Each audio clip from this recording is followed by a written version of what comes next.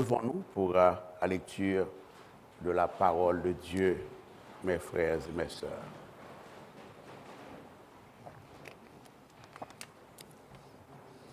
La lecture de la parole est localisée pour ce matin dans 2 Corinthiens 12, verset 1er à 10, comme dimanche dernier. C'est là que nous allons trouver le texte pour prêcher la parole ce matin, frères et sœurs. 2 Corinthiens 12, verset 1 à 10. Lisons ensemble, peuple du Seigneur. Il faut se glorifier, cela n'est pas bon. J'en viendrai néanmoins à des visions et à des révélations du Seigneur. Je connais un homme en Christ qui fut, il y a 14 ans, ravi jusqu'au 3e ciel. Si ce fut dans son corps, je ne sais. Si ce fut hors de son corps, je ne sais.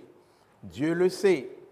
Et je sais que cet homme, si ce fut dans son corps ou sans son corps, je ne sais, Dieu le sait, fut enlevé dans le paradis et qu'il entendit des paroles ineffables qu'il n'est pas permis à un homme d'exprimer.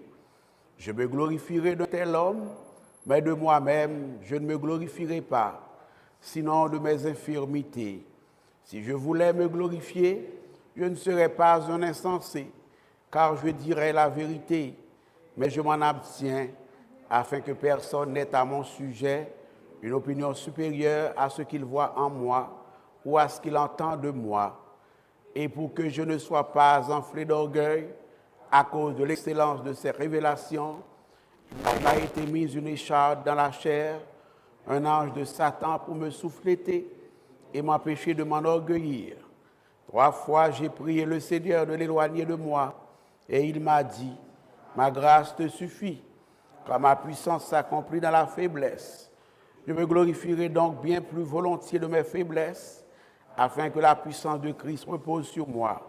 C'est pourquoi je me plais dans les faiblesses, dans les outrages, dans les calamités, dans les persécutions, dans les détresses pour Christ.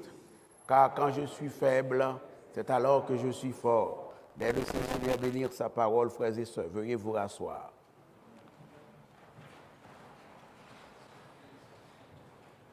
Dieu a ses raisons que la raison ne connaît pas. Version 4. Dieu a ses raisons que la raison ne connaît pas. Suite. Le passage que nous avons lu dimanche dernier et que nous venons de lire à l'instant, en l'occurrence 2 Corinthiens 12, versets 1 à 10, nous indique très clairement, frères et sœurs, que Dieu a ses raisons que la raison ne connaît pas. C'est palpable à travers ce passage, c'est évident, c'est manifeste. Paul, il y a 14 ans, eut une expérience spirituelle subliminale, une expérience extraordinaire, une expérience hors du commun. Je vous souhaite cette expérience, et cela dit en passant. Il fut enlevé dans le paradis de Dieu. Et il fut élevé dans la présence de Dieu, frères et sœurs. Et il a observé des choses que les yeux n'ont pas encore vues, des choses que les mains n'ont pas encore touchées, des choses que les oreilles n'ont pas encore entendues. Paul a eu la grâce de les voir par avance, frères et sœurs.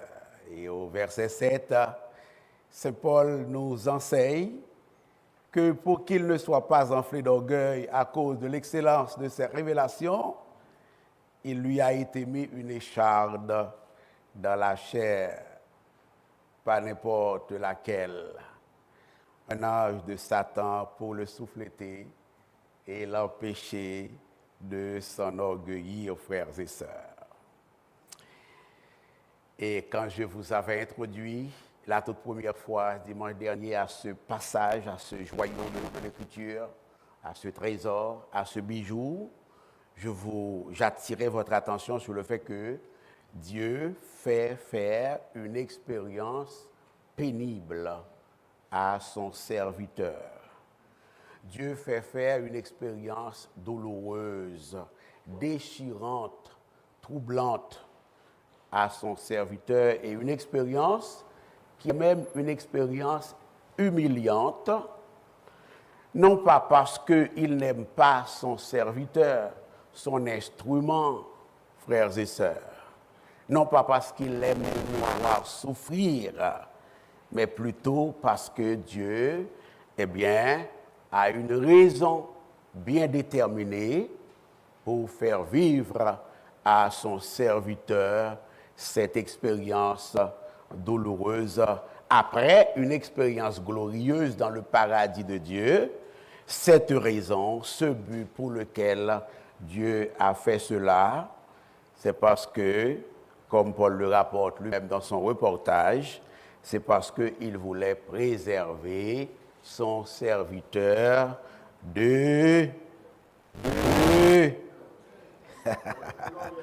l'orgueil. Les bons auditeurs sont là. Ma mère disait, bon parler à parler, bon coûter à coûter. Si vous avez une écharpe dans la chair, c'est ce que je disais dimanche dernier, eh bien, j'ai le mandat divin pour vous dire que vous ne connaissez peut-être pas la raison de cette écharde, mais il y en a une. Dieu, lui, en connaît la raison, frères et sœurs. Et mieux que tout cela, je vous avais dit dimanche dernier que non seulement Dieu connaît la raison de cette écharde dans la chair, si vous en avez une, mais également Dieu la permet. Et cela ne veut pas dire que Dieu n'a pas le contrôle de la situation. Hein. Dieu a le contrôle de cette écharde dans la chair. Et Dieu a le contrôle sur ta vie. Dieu n'a pas perdu le contrôle sur les choses, sur les temps, sur les circonstances, sur les occasions, sur les opportunités. Dieu ne vous oublie pas non plus si vous avez une écharde. Et cela ne veut pas dire non plus que Dieu ne vous aime pas. Cela ne veut pas dire que Dieu ne vous a jamais aimé. S'il permet qu'une écharde vous soit mise dans la chair. Et aussi, cela ne veut pas dire que Dieu n'est plus digne de confiance. Au contraire, c'est plutôt que Dieu a ses raisons que la raison ne connaît pas. Paul a demandé à Dieu de lui ôter cette écharde dans sa chair, et afin de pouvoir servir le Seigneur avec toute sa force, pleinement, de tout son être. 3 fois, versets 8 à 9, 1 Corinthiens 12, 3 fois, j'ai prié, et c'est Saint Paul qui prie, le Seigneur de l'éloigner de moi, et il m'a dit, ma grâce te suffit. Et je vous avais dit dimanche dernier que Dieu a bien entendu, évidemment, la prière que lui adressait son serviteur Paul, mais Dieu n'a pas enlevé ce qui lui causait de la douleur dans sa chair morale ou physique. Il a dit à Paul en paraphrase, « Mon serviteur, j'ai entendu ta prière, mais cette écharde ne te sera pas enlevée de ta chair, je la veux pour ma gloire. Je la veux pour ton bien. » Et là, je vous ai dit que dans notre marche avec Dieu, nous devons nous attendre parfois à ce que Dieu dit oui à ce que nous lui demandons et parfois à ce qu'il dit non à ce que nous lui demandons. Je vous avais dit que c'est un évangile qui n'est pas toujours facile à entendre, ni même à proclamer, Dieu le sait, mais en tant qu'homme de foi qui prie, qui marche avec Dieu en toute intégrité, en toute sincérité, en toute authenticité, en toute loyauté, en tant que femme de Dieu qui prie, nous estimons, nous savons, nous comprenons, nous réalisons, frères et sœurs, qu'il est agréable, qu'il est encourageant d'obtenir un oui de Dieu chaque fois que nous lui prions, que nous le prions, chaque fois que nous lui demandons du soulagement, chaque fois que nous lui demandons d'ouvrir une voie de passage devant nous, frères et sœurs, chaque fois que nous lui demandons de soulager telle ou telle douleur. Mais que faire quand Dieu dit non ou au mieux, ce n'est pas maintenant? C'est beau d'être exaucé, c'est encourageant d'être exaucé. On aime tous recevoir quand nous demandons, pas vrai? Mais que faire quand Dieu dit, comme dans le cas de Saint Paul, ma grâce te suffit? Que faire? Et il m'a dit, ma grâce te suffit, 1 Corinthiens, chapitre 12, verset 9a. Dieu n'a pas délivré Paul de son épreuve. Ah, ça c'est une bonne nouvelle. Mais Dieu a manifesté sa grâce suffisante dans la difficulté de son serviteur, afin que son serviteur puisse endurer cette épreuve, cette difficulté, sans faillir. Merci Seigneur. Ma grâce te suffit, dit Dieu à son serviteur. Pourquoi, pasteur? Parce que Dieu dit, ma puissance s'accomplit dans la faiblesse. Et Paul, sachant cela, dit, je me glorifierai donc bien plus volontiers de mes faiblesses, de mes manques, afin que la puissance, il prend le Seigneur au mot, afin que la puissance de Christ repose sur moi. C'est pourquoi je me plais dans les faiblesses, je me plais. Waouh! Je me plais dans les faiblesses. Puisse le Seigneur vous faire la grâce de vous plaire, voire de vous complaire dans vos faiblesses oratoires. Dans les outrages, dans les calamités, dans les persécutions, je me plais. C'est-à-dire, ça m'est égal. Car quand je suis faible, c'est alors que je suis fort.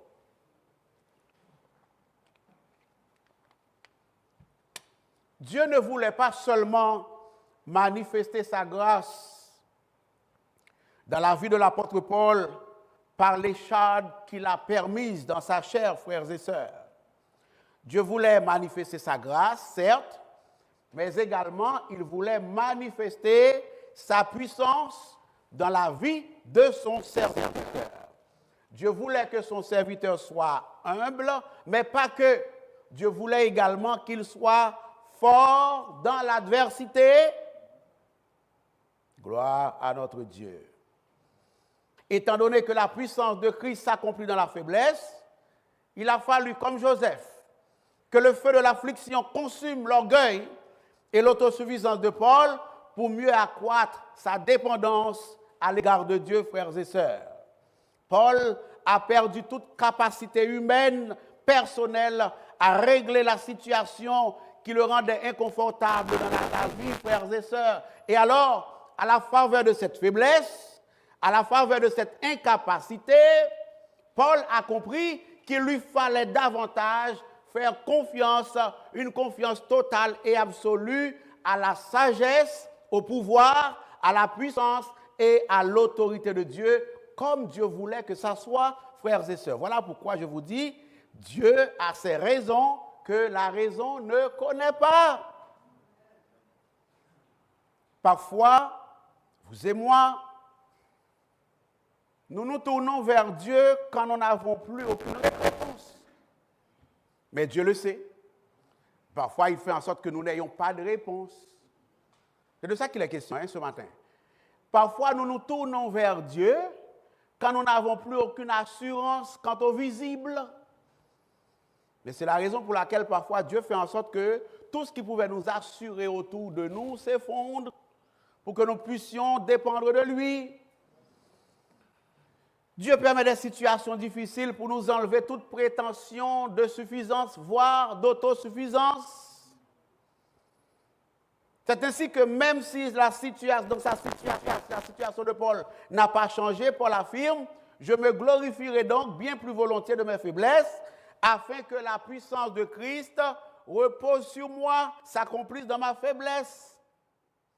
Paul n'aime pas la souffrance causée par sa situation, mais il accepte de plein cœur, de tout cœur, cette situation parce qu'il est convaincu que sa situation est un moyen par lequel Dieu manifeste non seulement sa grâce, mais également sa puissance. Et le verset 10 résume bien cette vérité éternelle. Quand Saint Paul dit « Je me plais dans mes souffrances ». Les enfants de Dieu, frères et sœurs, sont appelés ce matin à affronter les épreuves que Dieu leur permet de vivre. Je dis bien que Dieu leur permet de vivre.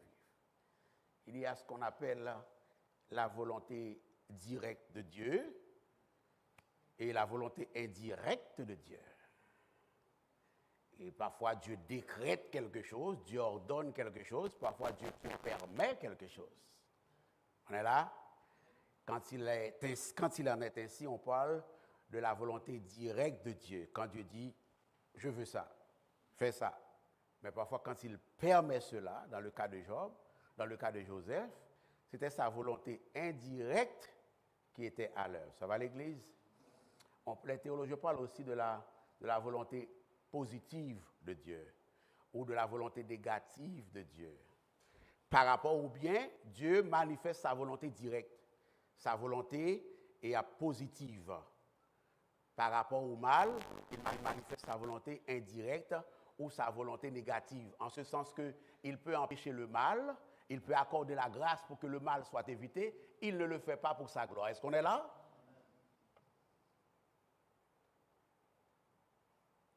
Les enfants de Dieu doivent affronter les épreuves que Dieu leur permet de vivre en sachant que ces épreuves sont là pour la gloire de Dieu. En sachant que les épreuves nous attirent plus près de Dieu, en sachant que les épreuves permettent ainsi à Dieu de manifester sa grâce et sa puissance dans nos vies. Nous sommes appelés dans nos épreuves à tenir compte du conseil de l'apôtre Jacques qui nous dit « Mes frères, regardez comme un sujet de joie complète les diverses épreuves auxquelles vous pouvez être exposés. » Regardez comme un sujet de joie.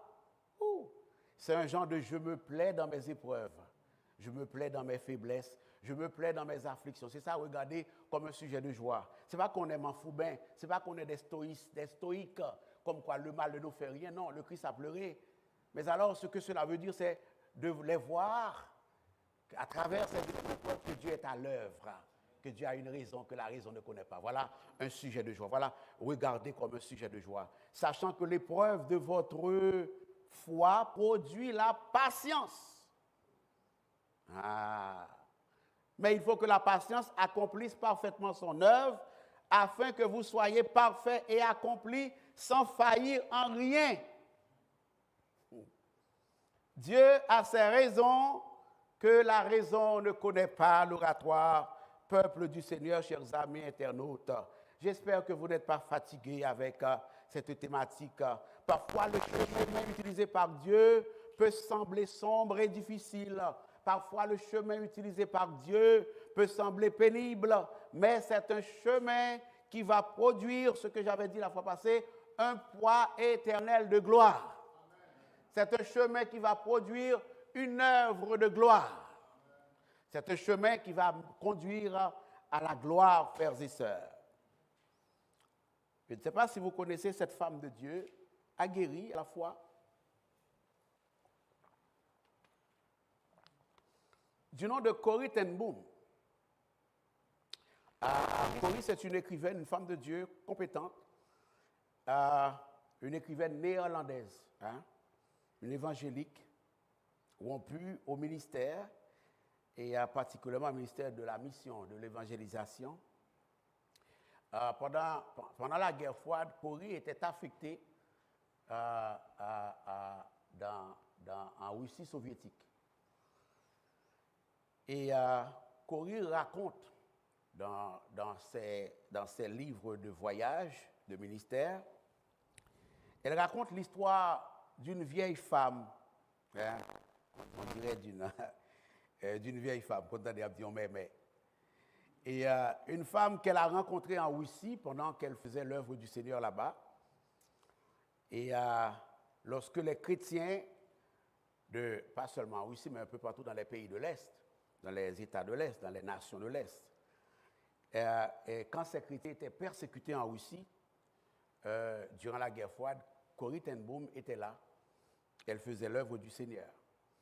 Et Corrie explique que la vieille femme qu'elle avait rencontrée un jour, dans sa demeure, était allongée sur un petit canapé. C'est elle qui décrit, c'est Corrie qui parle. Et le corps courbé et tordu, presque méconnaissable. Et à cause d'une terrible maladie dont elle souffrait, en l'occurrence la sclérose en plaques.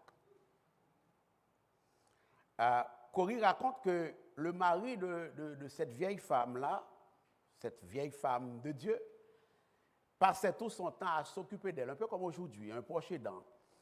Et alors qu'elle était incapable de bouger du canapé du salon où elle était allongée. Et Corrie raconte dans ses mémoires, dans son mémoire, que la seule partie de son corps que la vieille femme était capable de contrôler, c'était sa main droite. Et avec l'index de cette main droite, rapporte Corrie, cette femme était capable de glorifier Dieu pendant de nombreuses années en tapant sur une machine à écrire qu'on a à l'époque. Bon, là, on mettait un ordinateur, mais l'ordinateur n'était pas aussi en vogue comme on le connaît aujourd'hui. Elle tapait sur une vieille machine à écrire à côté d'elle. Qu'est-ce qu'elle tapait? Devinez qu'est-ce qu'elle tapait? Elle tapait des traductions de livres évangéliques écrits par des hommes et des femmes de Dieu, dont Billy Graham. Et elle prenait plaisir, alors qu'elle était malade, atteinte de sclérose en plaques, et elle faisait l'œuvre de Dieu comme cela, frères et sœurs. Et Corrie raconte que non seulement cette vieille femme traduisait des livres, mais également elle priait pour les auteurs de ces livres, ceux qui produisaient ces livres. Corrie raconte que parfois, le doigt de la vieille femme, son doigt met du temps à appuyer sur la machine qu'on connaît. On parle de sclérose en plaques. Parfois, son doigt, son index, met du temps à appuyer sur la touche ou à insérer le papier dans la machine à taper. Mais elle priait constamment pour les auteurs des livres. Donc, d'une manière ou d'une autre, elle faisait l'œuvre de Dieu en Russie soviétique, la terre de tous les dangers pour les chrétiens à l'époque. Corrie ten Boom continue son témoignage en disant « Je la regardais sur le canapé, la tête baissée et les pieds repliés sous son corps, et j'ai dit à moi-même, Seigneur, pourquoi ne la guéris-tu pas? C'est ta servante, elle fait ton travail, elle quitte sa terre d'origine, sa patrie, pour venir ici, dans cette terre de danger, pour faire ton œuvre. Alors regarde son état, Et Corrie raconte que le mari de la femme, qui était tout près, toujours là, à ses côtés, s'occupant d'elle, a perçu son angoisse, l'angoisse de Corrie, dans sa prière qu'elle a faite dans son cœur. Et le mari lui a répondu, Dieu a un but dans sa maladie. C'est la vision de la vie du mari. C'est sa compréhension de Dieu. Lui comprend déjà avant vous et avant moi que Dieu a ses raisons que la raison ne connaît pas. Le mari dit, Dieu a un but dans sa maladie et il explique pourquoi. À son sens, que Dieu a un but dans la maladie de cette femme-là.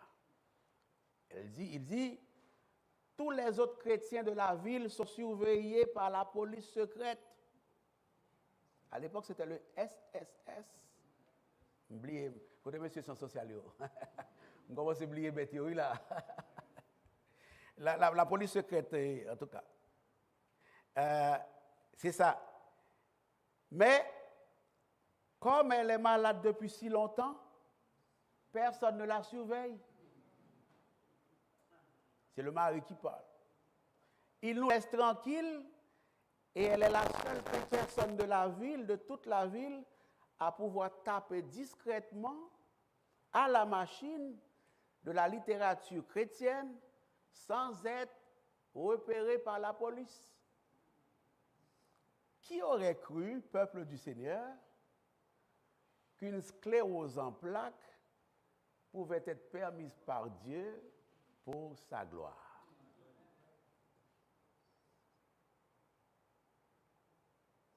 Nous avons suivi un film comme ça, oui. On le suivi un film parce que non film non parce que pas trop un film cinéma mais il y avait un tueur qui faisait semblant d'avoir un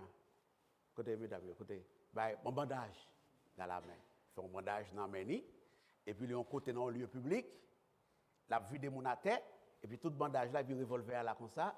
Et puis ça, c'est bandage. La police a couru, traversé, chercher les gens, et puis c'est M. qui a tiré. C'est M. qui a tiré. Vous comprenez? Alors c'est un peu la même image pour cette femme. La police a suivi tout le monde, sauf lui-même, et puis lui-même a simaillé l'évangile dans le pays. Parce que le malade, ça va à l'église. Vous est-il déjà venu à l'esprit que ce que vous souhaitez le plus voir disparaître de votre vie pourrait être ce que Dieu veut utiliser pour sa gloire? Vous est-il déjà venu à l'esprit que le problème que tu veux voir résoudre tout de suite, qu'il se pourrait que Dieu le veut pour sa gloire dans ta vie? C'était certainement le cas de cette femme. C'était certainement le cas de l'apôtre Paul. Ce qu'il nous dit dans 2 Corinthiens 12, c'est que chaque croyant devrait se glorifier de ses faiblesses. Bon, vous saisissez déjà qui cette faiblesse-là? Faiblesse, c'est ce que vous voulez régler par régler. Ce que vous voulez faire qui pas fait là. Ce que vous voulez faire qui pas fait là. Ce que vous voulez posséder ou pas posséder. C'est la faiblesse là. Dieu se fait voir le plus puissamment, le plus efficacement, le plus clairement dans nos faiblesses. Et ça, tous les héros et toutes les héroïnes de la foi le savent. Gédéon en a appris. Joseph connaît cela. David connaît cela. Déborah connaît cela. Paul, bien entendu. Tous les héros de la foi le savent. Dans nos faiblesses, Dieu accomplit sa puissance. Je reviens à la question de dimanche dernier. Quelle est votre écharde? C'est-tu la pression financière? C'est-tu le fait d'avoir un problème physique? C'est-tu une personne qui vous critique sans cesse, sans fondement, et qui est devenue subitement votre ennemi? Quelle est votre échade, madame, monsieur qui a regardé là, qui a écouté là, quelle est votre échade? C'est une relation brisée? Un travail qui vous laisse un sentiment d'épuisement et de dévalorisation? La solitude? Peu importe, Dieu a une raison dans votre échade. Parfois, Dieu enlève l'échade. Parfois, il ne l'enlève pas. Parfois, il dit, attends-moi. J'ai mon timing. Ton timing n'est pas mon timing. Es-tu prêt à composer avec cela, peuple du Seigneur? Dieu, la Bible dit que Dieu a tout fait pour un but, même le méchant pour le jour du malheur. Alors, si même le méchant pour le jour du malheur, n'en parlons pas de la méchanceté elle-même. N'en parlons pas du mal lui-même, de l'épreuve elle-même. Cela ne veut pas dire que Dieu pactise avec les méchants. Non. Cela veut dire que Dieu sait que le méchant serait un jour méchant, que Satan se serait un jour satanisé, et il l'a créé pareil. C'est ça, verset ça dit là. Est-ce qu'on est là? Ah, l'Éternel a tout fait pour un but, même le méchant, Satan le diable, pour le jour du mal. Les trônes, les puissances, les autorités, les dominations que Jésus a vaincues à la croix, Dieu savait que Jésus les vaincrait un jour à travers. Ceux qui sont aux études bibliques ont appris dimanche, mercredi dernier, que Dieu manifeste sa gloire dans la mort du Christ par son amour visible, par sa puissance visible, rendue visible, par sa sainteté rendue visible, par sa fidélité, sa justice rendue visible. Voilà pourquoi, si quelqu'un vous demande, mais bon Dieu, t'es contre Satan, t'as vu Satan, pour qu'il te fasse, répondez, dis-lui, bon Dieu t'a réservé Satan, il fait Satan pour le prouver gloire à la croix du calvaire, le jour où Satan serait vaincu. Est-ce qu'on est là, frères et sœurs? Ne pensez pas que ce verset n'a pas rapport avec mon message, ok? Lorsque Paul a fait remarquer cela, par l'Éternel a tout fait pour un but, mais lorsqu'il a dit que Dieu a tout fait, et la terre, le monde a été fait par Christ et pour Christ. Et parmi les infinités d'exemples de choses qui ont été faites pour Christ, Paul a choisi d'énumérer les autorités, les trônes, les puissances. C'était une façon de consoler l'Église de Colosse, à l'effet que si même Satan, mon Dieu, a contrôle lui, ce n'est pas si épreuve dans la ville que mon Dieu n'a pas contrôle lui. Est-ce qu'on est là, frères et sœurs? Je vous parlais de Joseph, je termine avec ça, ok? Je vous parlais de Joseph, mais je n'avais pas approfondi. Les frères de Joseph ne l'ont jamais aimé. Ils lui ont trouvé trop prétentieux à leur goût. Et leur père, Jacob, dans sa faiblesse humaine, l'aimait plus que les autres. Parce que c'était petite Rachel que le taillait. Et alors, un jour, leur haine de leur frère a atteint son sommet, monté plus haut. Et puis vous connaissez l'histoire. Ils l'ont jeté dans une citerne avant d'avoir fait remonter Joseph pour le vendre comme esclave en Égypte. Vous songez l'histoire? Joseph, en tant qu'homme choisi de Dieu, pas de jambe quoi, que le cas qu'on a une épreuve qui peut dur, passer ça. Mais c'était bien compté, mal calculé. C'était sans compter qui Jean bon Dieu travaille. Ce Joseph, après la citerne, s'est retrouvé en prison injustement. On va le terminer, c'est promis. Il s'est retrouvé en prison injustement. Après la prison, quelqu'un l'a abandonné, quelqu'un l'a trahi parce qu'il lui a fait du bien. Lui avait dit un jour, tu sortiras d'ici. Moi, je m'apprêtais ou même moi sorti, mais leur sorti, pensez à moi. Fais-moi sortir parce que mon nom qui était dans la prison, c'est un monde qui était bien placé dans la hiérarchie sociale et administrative de l'Égypte de l'époque. Mon nom sorti, mon nom oublié. Est-ce qu'on est là, frères et sœurs? Chemin faisant, comme Dieu avait un plan sûr, et dans la vie de son serviteur, Dieu a fait en sorte que Joseph devienne vice-pharaon en Égypte. Les gens disent premier ministre, c'est vrai, mais c'est aussi vice-pharaon en Égypte. Et Joseph gagne 2 ministères dans la main. L'équivalent de 2 ministères dans la main. Nous visons, nous allons finir, nous allons dormir.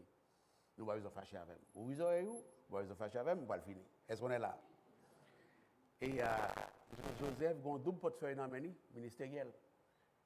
Les ministres de l'approvisionnement, les ministres de la planification. Est-ce qu'on est là?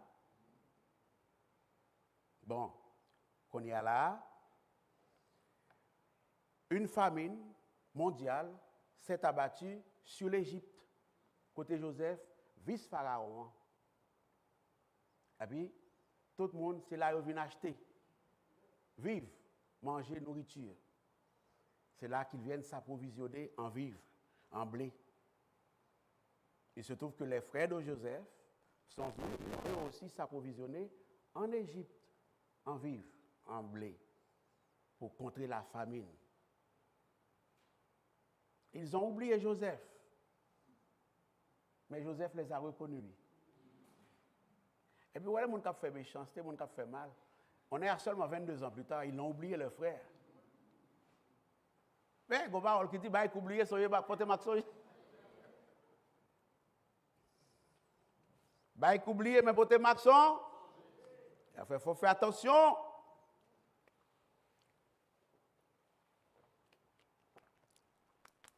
Et ils ont oublié Joseph jusqu'à ce que Joseph leur ait dévoilé son identité.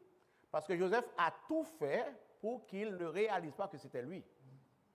Il s'est même servi d'un interprète pour communiquer avec ses frères, prétextant que lui est égyptien, il ne connaît pas l'hébreu. Voyez-vous? Et alors,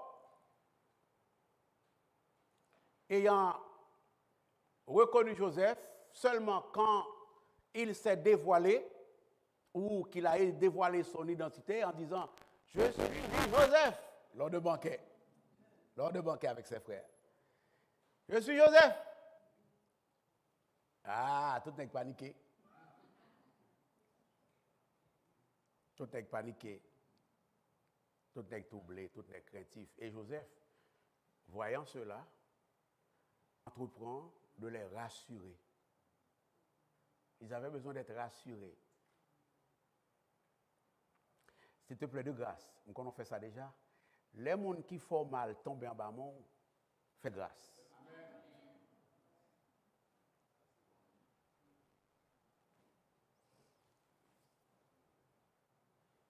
Fais grâce. Et le Saint-Esprit de Dieu m'a dit de vous lire le passage sans le commenter tant que ça. Genèse 45, versets 1 à 12. Pour mes propos, je suis Joseph. Genèse 45, 1 à 12. Je ne l'avais pas envoyé à la régie. Ce n'est pas de leur faute si ce n'est pas affiché. Alors, je suis Joseph, votre frère. Maintenant, sujet, ah oui, je ne vais pas sortir, non. Maintenant, Dieu a ses raisons que la raison ne connaît pas. On est là? C'est la mienne, ok? Je suis Joseph, votre frère, que vous avez vendu pour être mené en Égypte. Maintenant, ne vous affligez pas et ne soyez pas fâchés de m'avoir vendu pour être conduit ici. Pour qui l'oratoire? Car c'est pour vous sauver la vie que Dieu m'a envoyé ici devant vous. Là, nous te la guem dans la cité, non. Dieu était à l'œuvre en permettant que vous te la guem la donne. Ce jour-là, en cet instant-là, en cette seconde-là où vous m'avez vendu, c'était le plan de Dieu qui s'accomplissait dans ma vie et dans votre vie. Dieu a ses raisons que la raison ne connaît pas, je vous dis. Voilà 2 ans que la famine est dans le pays et ce n'est pas terminé. pendant 5 années encore, il n'y aura ni labour ni moisson. Dieu m'a envoyé devant vous pour vous faire subsister dans le pays et pour vous faire vivre par une grande délivrance. Dieu n'a-t-il pas des raisons, ces raisons à lui que la raison ne connaît pas? J'aime bien le chapitre 50 qui amène une touche par rapport à la vérité que nous traitons dont nous traitons en ce moment, à savoir que Dieu a raison, il a quitté, on va arriver. Mais chapitre 50 porte une touche supplémentaire au verset 18 à 20 quand il dit « Ses frères vinrent eux-mêmes se prosterner devant lui et ils dirent « Nous sommes tes serviteurs, ça veut pas de bléa. » C'est pourquoi ils l'ont largué dans la citerne. Maintenant, c'est eux qui le disent avec leur propre bouche. Nous sommes tes serviteurs. N'était-ce pas pour ça qu'ils l'ont tué, qu'ils l'ont vendu? Joseph leur dit, soyez sans crainte, car suis-je à la place de Dieu? Vous aviez médité de me faire du mal. Dieu l'a changé en bien. Dans quel but? Pour accomplir ce qui arrive au jour.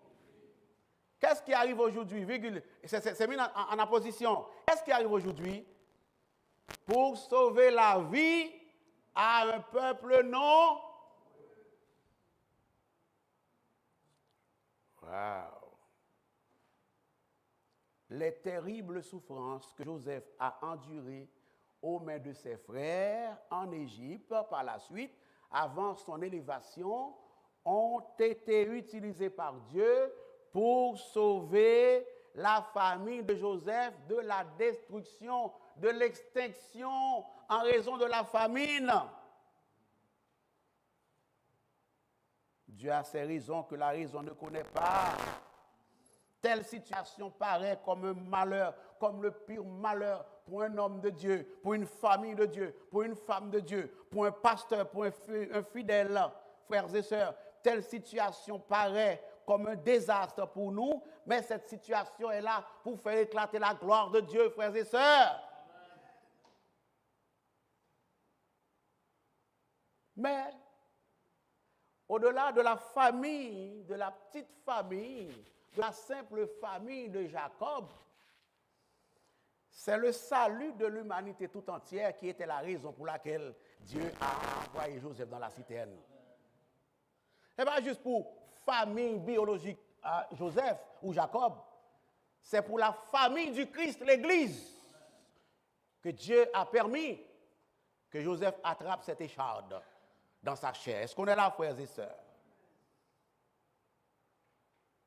Nous avons appris, vous et moi, que Israël, c'est le peuple de l'Alliance. La famille de Jacob, à cette époque, représentait le noyau de ce peuple choisi, de ce peuple de l'Alliance. Si Joseph n'était pas envoyé devant eux en Égypte pour occuper ce poste important en terre étrangère, Jacob et sa famille mourraient de faim. Et alors, ce serait la fin du plan de salut de Dieu pour l'humanité. Pourquoi, pasteur? Parce qu'il n'y aurait pas de tribu de Juda. Or, le Christ est issu de la tribu de Juda. Il s'appelle incidemment le lion de Juda. Jésus pas ta fête si Joseph pas ta lancé non. On est là? Nous comprenons l'évangile le matin? Hein? Alors, si le Christ ne naît pas, il n'y a pas de salut. Il n'y a pas d'adoption. Il n'y a pas de paix, il n'y a pas de joie, il n'y a pas de repos. Il n'y a pas de Christ, il n'y a pas de Dieu, il n'y a pas de prière, il n'y a pas de Bible. Est-ce qu'on est là, frères et sœurs? Il n'y a pas de cet esprit, il n'y a pas d'espérance. Alors Joseph est allé dans la citerne. Si c'est vrai pour l'épreuve de Paul, si c'est vrai pour l'épreuve de Joseph, ce peut être vrai aussi pour votre épreuve. Alors, dans vos épreuves, appuyez-vous sur Dieu. Soyez sans crainte. Dis Seigneur, je ne pas t'étonner si dans ça là, ou bon bagage qu'on voulait faire là-dedans, pour permettre lui. Parce que je ne pas de bon Dieu, ou dit que je n'aurai pas d'autre Dieu devant ta face, ou même pas notre bon Dieu devant face. Ou même pas dans ça pas ça, Seigneur. Ou même pas fouer même côté pas pour fouer, ou même pas aller côté pas aller, ou même pas fouer bouche dans parole monde. Si non ça, ça veut dire que bagage on fait la donne. Donne-moi la force, donne-moi la grâce de supporter en attendant que je vois ta gloire dans sa mière-là. Parfois, on voit sa gloire. Parfois, c'est là, rencontrer dans celle-là, la dit nous ça va la terre. Est-ce que vous êtes prêts pour continuer la bataille ça? Vous prêts pour continuer à marcher à mode bon Dieu ça? Soyez bénis. Gloire à toi.